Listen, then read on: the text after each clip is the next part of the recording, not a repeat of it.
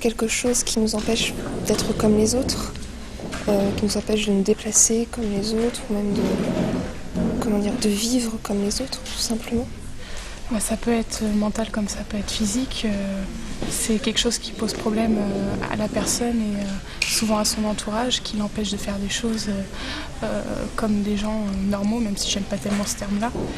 Le handicap, c'est quand on a une gêne peut-être qui ne nous permet pas d'évoluer peut-être dans le même monde, même s'ils peuvent vivre avec nous, mais ils ont besoin peut-être de plus d'aide pour les aider en fait.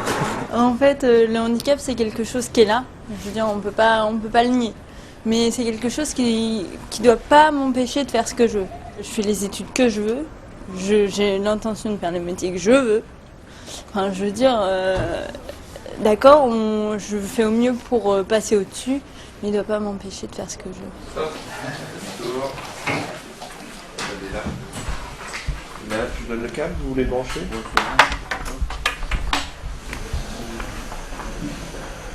Il vous parle là ? Ah oui, moi il me dit tout ce qu'il faut.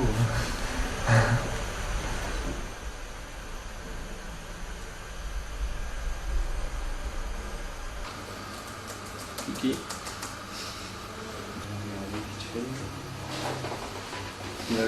C'est vrai que le plus difficile pour moi a été de savoir quelle attitude adopter.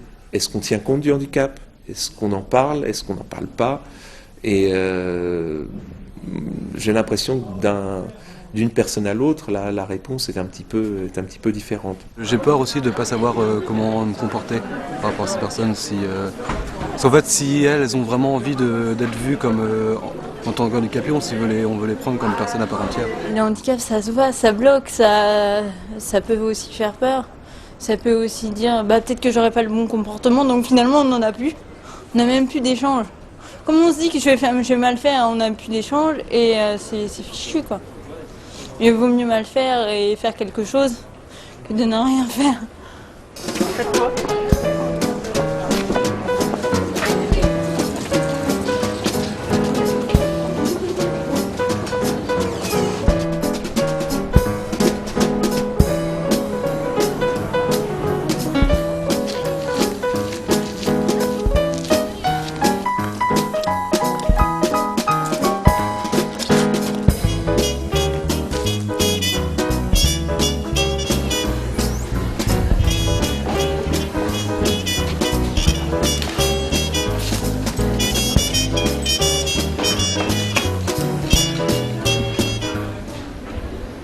Dans la rue, pour que ça passe inaperçu, que je vois mal, mais je suis hyper concentrée, quoi.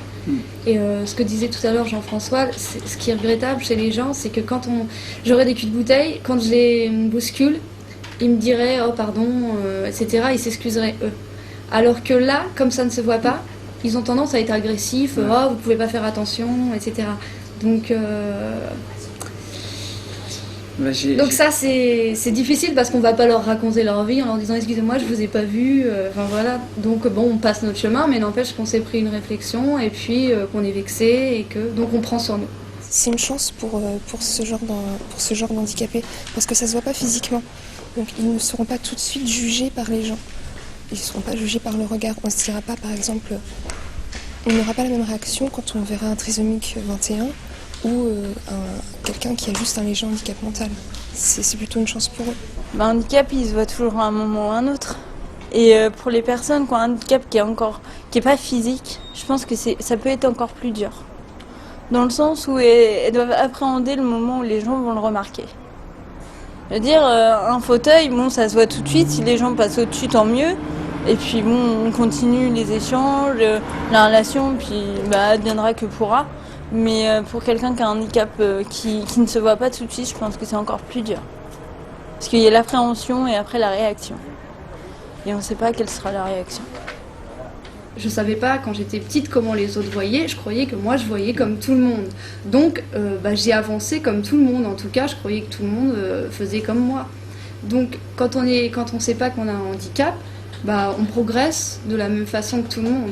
C'est le fait de nous confiner dans un handicap ou là, ça bloque et ça empêche d'avancer. Et les gens, ils ont cette idée que quand on a un handicap, on n'est pas capable de faire les choses. Les barrières, souvent, elles viennent des gens valides qui, eux, sous-estiment la personne handicapée dans le sens où elle l'enferme dans son handicap. La personne handicapée, elle ne demande qu'une chose, c'est d'en sortir et de s'intégrer et de vivre, disons, comme tout le monde, quoi. Je sais que on sait tous que c'est pas possible de vivre comme tout le monde. Il y aura toujours un truc. Mais bon, on peut faire comme si. Et donc avoir un métier, une situation, une reconnaissance sociale. Je pense que c'est ça aussi qui doit manquer, c'est dire que la personne handicapée, elle est capable. Certes, elle a un handicap, mais elle est capable de beaucoup de choses. Donc ces auteurs, certains auteurs, ils parlent d'apprentissage en focalisant leurs propos sur le processus lui-même d'apprentissage.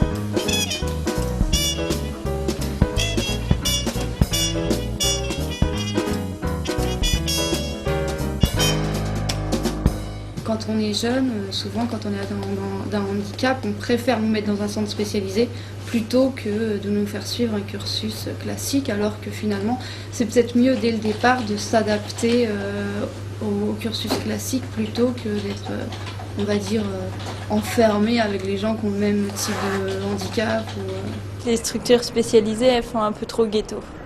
C'est peut-être la seule chose que je pourrais leur reprocher. C'est que, c'est vrai que souvent, il y a le coin handicapé, le coin valide. C'est quelque chose, faut réussir à mélanger.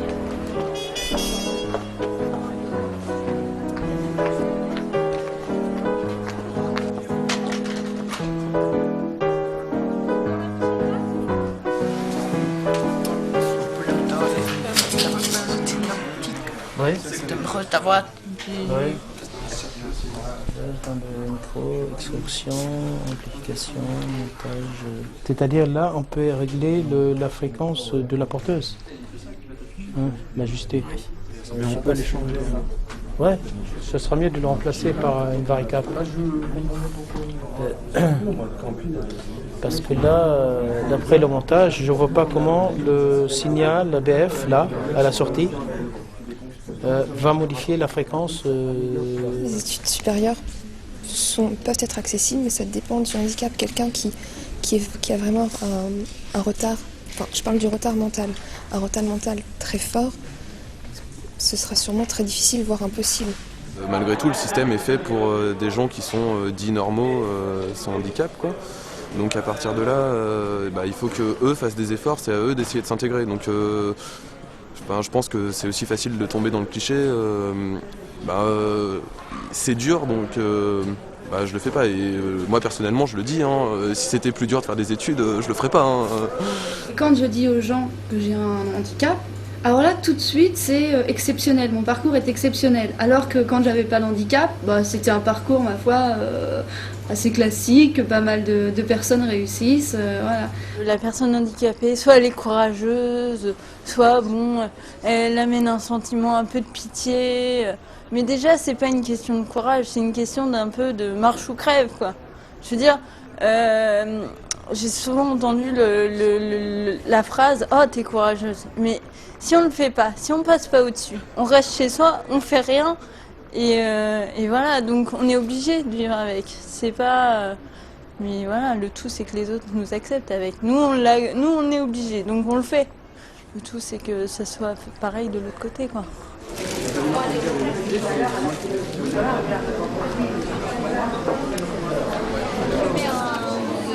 Avec un diaporama sur les questions, s'il y a un problème avec Tiens, Céline Nordine.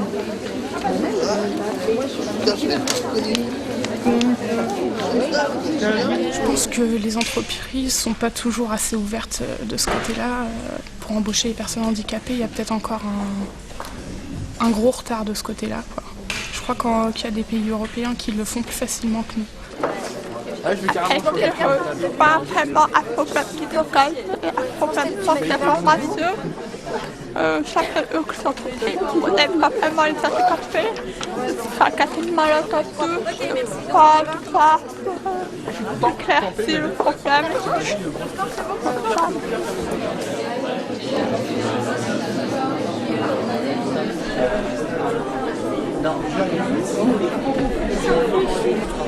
C'est absolument pas un problème, au contraire de préciser que tu es une personne handicapée, en précisant ton type de handicap. Hein.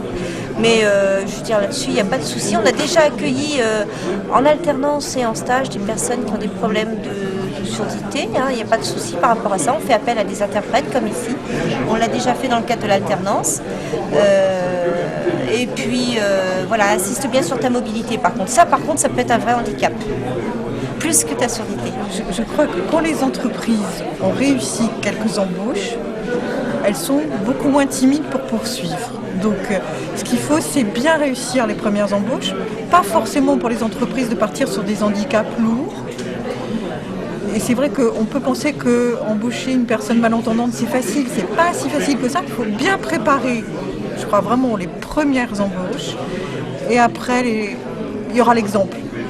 Et on convaincra plus facilement des hiérarchiques aussi de poursuivre et de recevoir des personnes, de tester.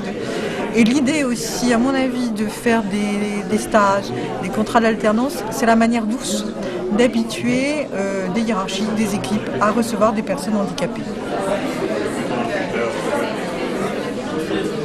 C'est important parce que ça permettra sûrement que les entreprises, premièrement, et après les gens, je pense, voient autrement les handicapés.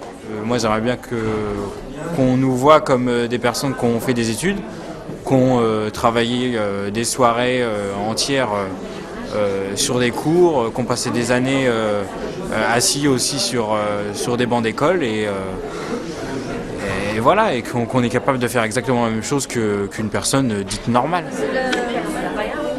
Tu connais tout mon équipe parce que t'es mis dedans? Ouais, je veux bien. 2? Non, mais bouge pas. Je te les mets 1 et 2. Je te laisse touiller ou je te fais? Ouais, bon. Pas besoin d'avoir le permis pour ça. Ouais, non, je crois que ça va. Ça va.